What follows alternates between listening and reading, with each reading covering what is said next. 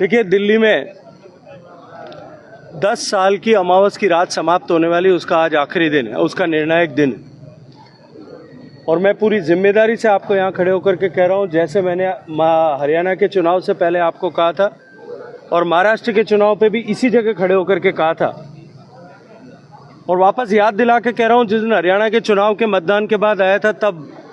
आप लोगों ने मुझसे पहले आए हुए यात्री के द्वारा दिए गए जवाब के आधार पर कहा था कि भारतीय जनता पार्टी की अब उल्टी गिनती शुरू हुई है, और पता नहीं उसके बाद में क्या क्या कहा था उन्होंने। तब मैंने कहा था कि जिस दिन परिणाम आएंगे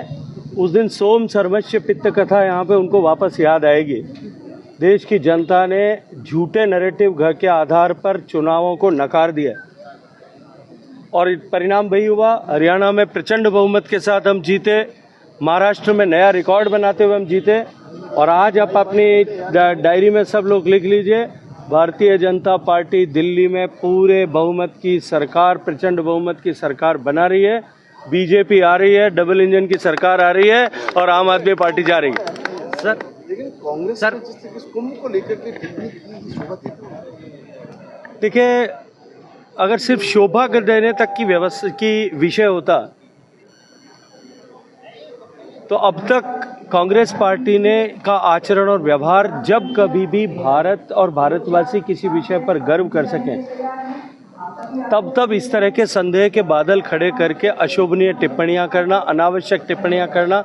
अपने राजनीतिक लाभ और महत्वाकांक्षा की पूर्ति के लिए टिप्पणियां करना, ऐसा उन्होंने आचरण और व्यवहार किया है। एक बार फिर किया है, कोई नया विषय नहीं है। और मुझे लगता है कि भारत क्योंकि जिस गति के साथ में प्रगति कर रहा है, अनेक कीर्तिमान रचे जाएंगे, और वो इसी तरह की खिसियानी बिल्ली खंबा नोचे जैसी टिप्पणियां करते रहेंगे। इस बार के बजट में पर्यटन को बजट को बढ़ा के 3 गुना कर दिया गया है, तो आप किस तरह के देश का विकास और प्रदेश के विकास में रखेंगे? देखिए, माननीय प्रधानमंत्री जी के नेतृत्व में जब सरकार 2014 में पहली बार बनी, तब सरकार की प्राथमिकता ऐसी बुनियादी आवश्यकताओं की आपूर्ति करना था जिन पर पिछले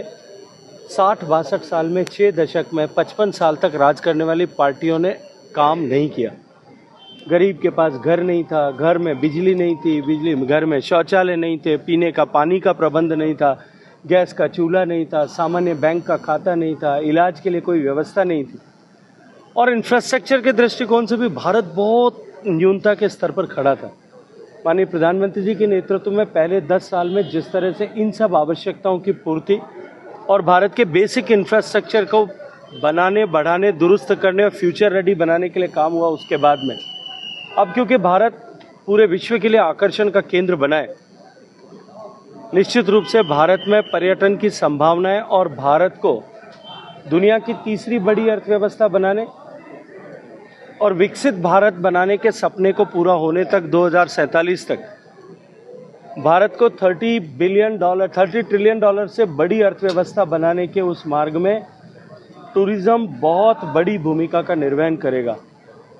आज भारत की इकोनॉमी में टूरिज्म का कंट्रीब्यूशन लगभग 5.6% है फॉर्मल इकोनॉमी में। अगर मैं इनफॉर्मल टूरिज्म को उसके साथ जोड़ता हूं तो वो 10% तक होता है, लेकिन इसको बढ़ा करके फॉर्मल इकोनॉमी इंक्रीजन जो है वो 10% से ज़्यादा हो। और क्योंकि टूरिज्म सेक्टर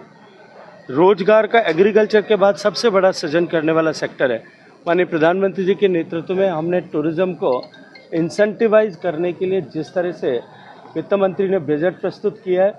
जिस तरह से 50 आइकॉनिक डेस्टिनेशंस को डेवलप करने के लिए प्राइवेट इन्वेस्टमेंट को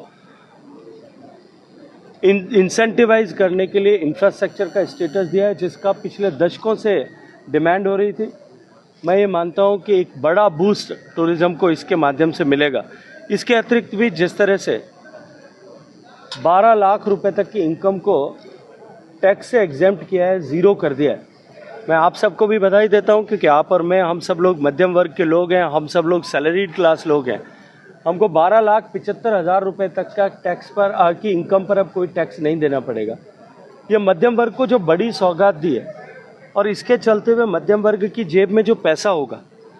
जो डिस्पेंसिबल इनकम बचेगी, जो बचत होगी, जैसा वित्त मंत्री ने, आदरणीय वित्त मंत्री जी ने ड्यूरिंग और बजट स्पीच उन्होंने कहा कि 25 लाख रुपए तक की इनकम वालों को टैक्स में 1,30,000 रुपए की बचत होगी। जो ये बचत होगी वो निवेशित या तो निवेश होगी या उसको जो है घर में किसी न किसी तरह के गैजेट्स पे खरीदने पे खर्च किया जाएगा और अन्यथा ट्रैवल और टूरिज्म इससे बूस्ट होगा। तो इससे निश्चित रूप से इकोनॉमी को भी बढ़त मिलेगी, इससे इंडस्ट्री को भी बढ़त मिलेगी और इससे टूरिज्म को भी एक बहुत नई बड़ी उछाल और ऊंचाई देखने को मिलेगी।